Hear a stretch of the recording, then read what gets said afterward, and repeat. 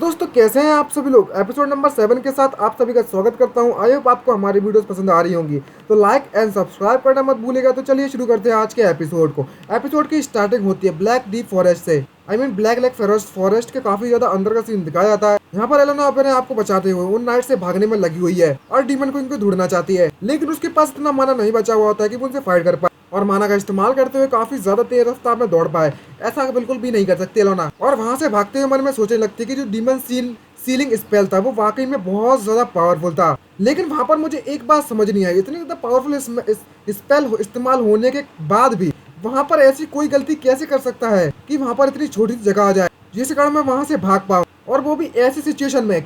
ये सिर्फ तभी पॉसिबल है जब तक वो विच ऑफ द स्नो है ना, वो चाहती थी मुझे यहाँ से जाना, मतलब भेज देना, बचाना। तो उसने ही ऐसा कुछ किया होगा कांड वांड, क्योंकि उसने मुझसे कान में कहा था, हे लिटिल किटी तुम मुझे बता दो और मैं तुम्हें जाने दूंगी। इस बारे में सोचने लगती है, लेकिन अपने आप को होश में लाती है और कह लगती है आखिरकार ये कैसे पॉसिबल हो सकता है। वो डैम्ड बिच, उसने मुझे ऑलमोस्ट मार ही दिया होता, लेकिन ज्यादा माना इस्तेमाल करने के कारण उसे धीरे धीरे करके चक्कर आने लगते हैं और वो वहीं पर उसकी रफ्तार कम हो जाती है और कह लगती है तो वाकई में तो अजीब है, क्यों मैं सीधे क्यों नहीं दौड़ पा रही हूँ, आखिरकार मुझे इतने ज्यादा चक्कर क्यों आ रहे हैं। और वो वहीं पर रुक जाती है और वो झूम होने लगता है उसके दिमाग का, और उसकी आंखें धीरे धीरे करके बंद होने लगती हैं और धीरे धीरे वहीं पर गिर जाती है। और जैसे ही वह गिरती है तो वहां पर एक वेयरवुल्फ बैठा होता है अपनी तलवार लेकर, अपना वेपन लेकर। वो देख लेता है, नोटिस कर लेता है और उसके नजदीक आता है। और एलेना बहुत ज्यादा थक चुकी होती है और उसके पास बिल्कुल भी एनर्जी नहीं बची है इस समय पर।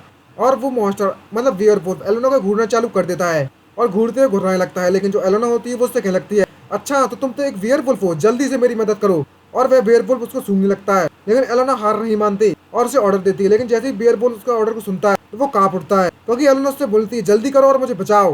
और वो इधर उधर देखता है वेयरवुल्फ, और भौंकते हुए चिल्लाते हुए उस लड़की को एलोना को वहां से लेकर भाग जाता है। भाई अगर ये कुछ अलग होता ना 18 में कंटेंट, तो ये वुल्फ अभी तक कर देता है इसकी। समझ ही गया वो क्या कह रहा हूँ, ठरकियों है। तो नेक्स्ट सीन शिफ्ट होता है उस सेंट की तरफ, यहाँ पर सारे के सारे नाइट्स लाइन से खड़े हो जाते हैं। तभी वो उससे कहने लगते हैं तुम लोगों ने काफी ज्यादा अच्छा काम किया। यहाँ पर एक नाइट बीच में खड़ा होता है उन सभी की तरफ से उनका कैप्टन, और उससे बोलने लगता है हमें माफ कर दीजिएगा सेंट, जो हम अपने आपके और मिस्टर बे के एक्सेप्टेशन पर खड़े नहीं उतर पाए और हमारे कारण वह डीमर हमसे बचकर भाग निकली। तभी जियो होती है वो उससे कह लगती है आपको इस तरीके से कहने की जरूरत नहीं है कैप्टन, आपने जो भी किया है सबसे द बेस्ट किया है, और इस मिशन का जो फेलियर है वो जरूरी गॉडेस की इच्छा से हो रखा होगा। तो आपको ये दोस्त अपने आप पर लेने की बिल्कुल भी जरूरत नहीं है, तो तुम अब वापस से जा सकते हो। और बात रही मिस्टर बे, तो वो मेरा इंतजार कर करके बहुत वैसे ही थक चुकी होंगी बहुत ज्यादा। तभी वहां पर वो कह लगता है जी योर हाइनेसेस, और वह वहां से जाने लगती है और नाइट भी वहां से खड़ा होता है। और हमें दिखाया जाता है कि जो नाइट का कैप्टन है और जियो वह उनकी परेड में से गुजर रहे होते हैं अपनी टेंट की तरफ। तभी वहां पर कुछ लोग बात करते हुए कहने लगते हैं ये लड़की बस एक छोटी सी बच्ची है, तो आखिरकार ये अपने आप को इतना ज्यादा हाई और माइटी को समझने में लगी हुई है। ये बात सुनती है उसका साथी उससे बोल लगता है आखिरकार तुम क्या बकवास किए जा रहे हो, ये सब हमारी हाइनेसेस की टीचिंग के कारण ही मौजूद पॉसिबल हो सकता है कि यहाँ पर हम डीमन सीलिंग फील्ड को सक्सेसफुली अरेंज कर पाए थे उस समय पर। तभी वो तीसरा बंदा उससे खेलता है जिस बंदे ने उसकी बेइज्जती की थी, तो मैं ये नहीं पता हुआ है कि यहाँ पर जितने भी लोग हैं वह यहाँ पर इसे विच ऑफ द स्नो कहते हैं। लेकिन वो बंदा उसकी बात नहीं मानता और कहने लगता है वे बस एक बच्ची है और क्या, और कहता है छोटी बच्ची हो क्या। और ये बात हमारी जियो सुन लेती है और वो स्माइल मारते सुनते हुए और उसके नजदीक आती है और उससे कह लगती है क्या कहा तुमने अभी अभी कि मैं एक बच्ची हूँ। तभी वो अपने घुटनों के बाहर गिर जाता है और कह लगता है योर हाइनेसेस, मैं तो बस ये कह रहा था कि आप विच ऑफ द स्नो, तो मुझे माफ कर देना योर हाइनेसेस, मैं गलत था, मुझे पता है, मुझे माफ कर दीजिए, मुझे माफ कर दीजिए। और अपनी जान की भीख मांगना चालू कर देता है। तभी जो जियो होती है वो उससे कह लगती है कैप्टन, तभी कैप्टन वहां पर आती है उससे कह लगती है यस योर हाइनेसेस, आप कुछ भी कमांड कीजिए, मैं कुछ भी करने के लिए तैयार हूँ। और वो जो सेंट होती है जियो होती है लड़की उससे कह लगती है इसे मार दो यहीं पर। ये सुनने के बाद वह कैप्टन उसकी बात का पालन करती है और वो अपने सभी को कह देती है सभी के सभी लोग इसे पकड़ लो। ये देखने के बाद जो सिपाही होता है वो चिल्लाने लगता है और कह लगता है आखिरकार तुम्हें मुझे मारने की क्या जरूरत है, मैं इस बात को बिल्कुल भी एक्सेप्ट नहीं कर सकता। ये बस एक ब्लाइंड अकफुट्टी विच है और कुछ नहीं, जिसकी तो आंखें भी नहीं है, अंधी चुड़ैल, और तुम अपनी पावर का गलत इस्तेमाल करने में लगी हुई हो।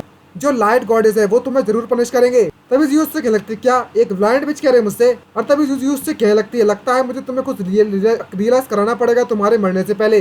तभी वो चिल्लाना चालू करती है और कैप्टन से कह लगती है कैप्टन मुझे बताइए जो फाइट के बीच में से भाग जाते हैं उनकी क्या पनिशमेंट रहती है। तभी कैप्टन से एक्सप्लेन करती है और उससे कहती है जो भी चलती हुई फाइट में से भाग जाते हैं तो हम उसे रिबेल कहा जाते हैं चर्च के खिलाफ, और उन्हें गॉड की पनिशमेंट तुरंत ही दी जाती है। तभी जियो से एक्सप्लेन करती है और उससे कहने लगती है जो डीमन सीलिंग फील्ड कल सेट की गई थी हमारे द्वारा, वहां पर एक बहुत ज्यादा क्रूशियल मूवमेंट पर एक ओपनिंग हो गई थी, जिससे कारण वो जो डीमन के साथी थी एलोना वह यहाँ से बचकर भाग गई और उस फील्ड में जिस तरफ से वह जो हिस्सा पड़ा हुआ था वह उसी तरफ से है जहाँ से ये बंदा भागा था बैटल में। तो हमें पता चलता है कि इसने उस डीमन की मदद की भागने में। फिर जियो कहने लगती है कि तुमने गॉड के मिशन को अबंडन कर दिया, इसके कारण तुम्हें इसकी पनिशमेंट जरूर मिलेगी। तुमने अपने आप को अबंडन कर दिया और मैं गॉडेस के नेम पर तुम्हें मारने का हुक्म देती हूँ। तभी वह नाइट होता है, वह अपनी जान की भीख मांगते हैं। उससे क्या लगता है, नहीं मैंने ऐसा बिल्कुल भी नहीं किया है। उस समय पर मैं बस जरा सा बेहोश हो गया था, किसी ने मेरे ऊपर ब्लैक मैजिक का इस्तेमाल किया था। तभी उस पर ही इल्जाम लगे लगता है और क्या लगता है वह तुम थी जिसने वह सब किया है। सही कहा ना मैंने, विच ऑफ द स्नो, वह तुम ही थी जिसने मेरे साथ ये सब किया है और तुमने मेरे खिलाफ ब्लैक मैजिक का इस्तेमाल किया है। और हमें दिखाया था कि उस नाइट को उस कैंप्टन ने मारने का हुक्म दे दिया है। और तभी इतने भी नाइट्स होते हैं, सब इसकी बुराई करने लगते हैं और कहने लगते हैं इससे हमें नहीं पता था कि ये बंदा इसके कारण वहाँ था, जो डीमन थी उसके कारण भागा था। हमारी हाइनेस ने, हमें पता है कि हमारी जो सेंट है वह देख नहीं सकती, पर इनका हार्ट इतना ज्यादा बुरा नहीं है, वो बहुत ज्यादा प्योर हार्टेड है और ये उन्हें ईविल कहने में लगा है। और सभी लोग उसी की तारीफ करने लगते हैं। तभी मन में सोचते हैं, उन लोगों को देखकर कह लगती है, मन में सोचते हैं मैं इन जैसे लोगों से बहुत ज्यादा नफरत करती हूँ जो कि अपनी साइड कभी भी बदल लेते हैं, बिन पैंदी के लोटे हैं सब रे के सब। अगर तुम्हारी विल स्ट्रांग होती तो तुम आखिरकार मेरे ब्लैक मैजिक से कैसे अफेक्ट हो जाते। और उसके हाथ में ब्लैक मैजिक दिखाया जाता है। तभी वो कैप्टन आती है और उससे कहने लगता है, योर हाइनेस, हमने उस गद्दार से निपट लिए हैं। तभी जियो से कहने लगती तो आपका बहुत बहुत शुक्रिया कैप्टन। और कहती है, मैंने सुना है कि जो लुओलन अकेडमी की हंटिंग टीम है वो नॉर्थ साइड में ब्लैक डेक फॉरेस्ट के जा रही है। तभी कैप्टन से बताता है, योर हाइनेस, आपने बिल्कुल सही कहा, यह ग्रेट मैजिशियन वूसी वह अपने स्टूडेंट को वेयरवुल्व्स के हंट के लिए लेकर आए हुए हैं। तभी जियो से कहने लगती है, ठीक है समझ गई, चलो अब हमें वापस जाना है। और मन में सोचते कहते हो जा रही होती कि हम एक दिन जरूर मिलेंगे फिर से लिटिल किटन। उस किटी के बारे में बात कर रही है और अगर हम नहीं मिले तो जो मैंने जितनी मेहनत की हुई है वो वेस्ट चली जाएगी।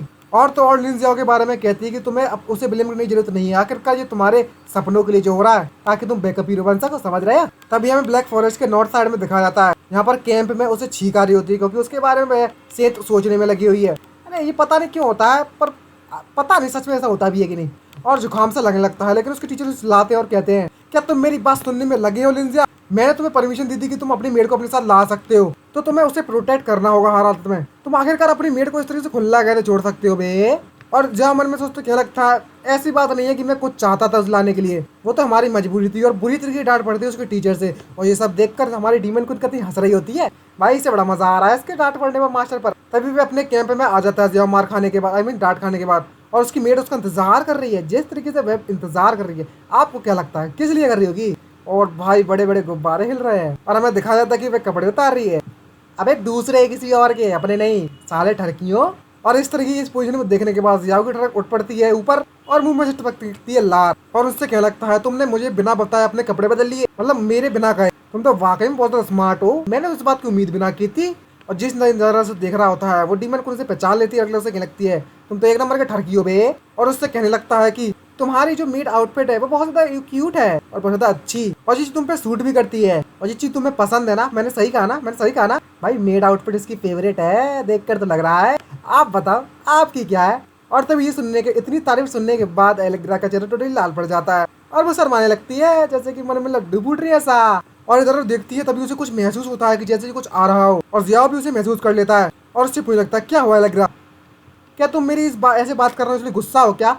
लेकिन तभी हमें दिखाया जाता है जो एलेग्रा होती है उसका अपने ओट हुड वगैरह जो भी है वो उठाती है और भागना चालू कर देती है और चिल्लाने लगती है, यहाँ पर डेंजरस है, खतरा खतरा खतरा। और जिया बाहर निकलता है और कहने लगता है, आखिरकार तुमने इस बार क्या डिटेक्ट किया है? और जब जिया बाहर निकालता है तो वहाँ पर सिर्फ आग ही आग होती है हर तरफ। इसी आग के जंगल के साथ हमारा ये एपिसोड खत्म होता है। आई होप आपको हमारी वीडियो पसंद आई है तो लाइक एंड सब्सक्राइब करना मत भूलिएगा। मिलते हैं नेक्स्ट एपिसोड में, आज के लिए बाय बाय, सी यू ना, साइनिंग आउट।